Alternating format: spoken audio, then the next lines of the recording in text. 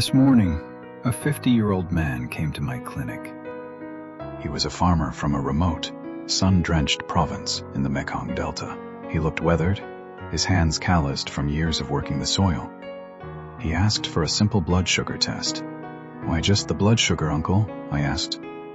"I've been losing weight so fast," he replied, his voice barely a whisper. "People in my village said it might be diabetes." "You've traveled all this way from the countryside," I said gently. "Why not do a full checkup? Even if it is diabetes, we need to check your liver and kidneys to find the right treatment." I looked at him, noticing the hesitation in his eyes. I understood that look. It was the quiet anxiety of a poor man wondering if he could afford to stay healthy. "How much would all of that cost, doctor?" he asked timidly. "It's a public hospital, it's very affordable. Go ahead and do it," I reassured him. Later, when the X-ray film was placed in my hands, my breath caught in my throat. I see dozens of patients every day. But this time, a heavy silence filled the room. "Do you smoke a lot?" I asked. "About a pack a day, more when I'm lonely or stressed."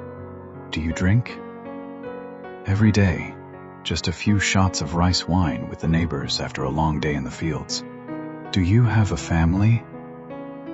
"A wife and 3 children," he smiled faintly. "But we only have a small plot of land. There wasn't enough food, so the kids all moved to the industrial zone near the city to work as factory laborers." I took a deep breath. "I think you need to visit a specialized hospital in the city." He looked at me, his eyes widening. "Is it tuberculosis, doctor?" "I wish it were just tuberculosis," I sighed. "But just tell me straight, doctor. It's hard for a countryman like me to travel back and forth. I believe there is a tumor. It could be benign or it could be malignant. But even malignant tumors can be treated these days." "Do you mean lung cancer?" "We can't be sure yet. You need more tests and a biopsy," I said, trying to soften the blow. A long, suffocating silence followed. I watched his face turn pale, then ash gray, before he finally managed to catch his breath 15 minutes later. "If it's lung cancer, how long do I have left?" "Nothing is certain. It could be months. It could be years. It depends on your body and the treatment." "Why me?" he muttered, staring at the floor. "Why me? Why not any of us?" I replied softly. Another long silence. Outside, the waiting room was crowded, but I couldn't bring myself to call the next patient. "If I go home and quit smoking and drinking right now, can I save myself?" he asked, a desperate flicker of hope in his eyes. "Quitting is always good," I said, my heart aching. "But right now, it won't change what's already there." I often wonder why alcohol and cigarettes hold such a tight grip on people's lives. In these rural areas, men drink when they are happy, they drink when they are sad, and they drink when they feel nothing at all. Every evening, the local taverns are packed. They drink to forget the hardship of the day, unaware that they are inviting a different kind of storm. "What should I do now, doctor?" "I will prescribe your diabetes medication, but for your lungs, you must go to the specialist hospital." "Just tell me," he pleaded, "how much time do I have left? I need to go home and arrange my house and my life." "To be honest, I cannot give you a number," I said. "What matters now is not how long you live, but how deeply you live." "Live deeply?" he repeated, confused. "Yes, you still have time to think about it. For instance, have you ever knelt by your elderly mother, held her hand, and thanked her? Have you ever taken your wife's hand, the woman who has stayed by your side through poverty, through your drinking and smoking, without a single word of complaint, and told her how grateful you are? Have you ever asked your children how they are doing? A single caring word from a father can mean the world to them."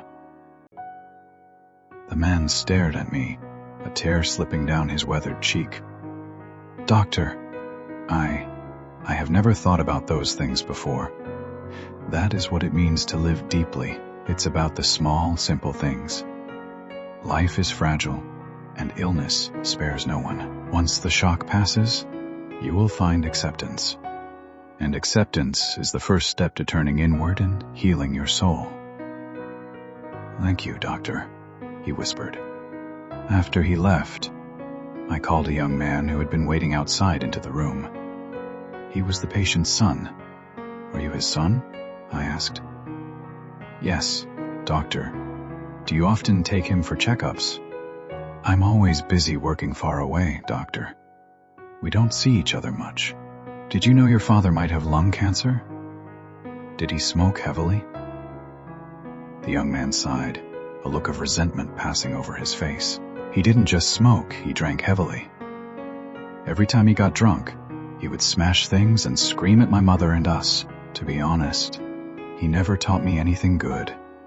My siblings and I couldn't even finish school because of him. Do you hate him? I asked gently. No, the son replied without hesitation. No, Doctor. Whether he was a good father or a bad one, he is still my father. He didn't know any better. The environment he grew up in, the poverty, it made him that way.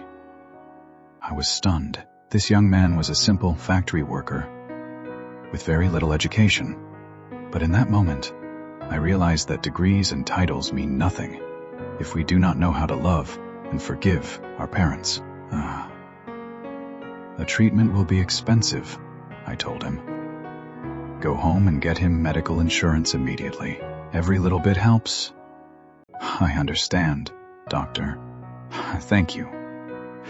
As I watched the son gently guide his frail father down the hospital corridor, a lump formed in my throat. I secretly prayed for a miracle, because life should never turn its back on a child with such a beautiful, forgiving heart. Whether he was good or bad, he is still my father.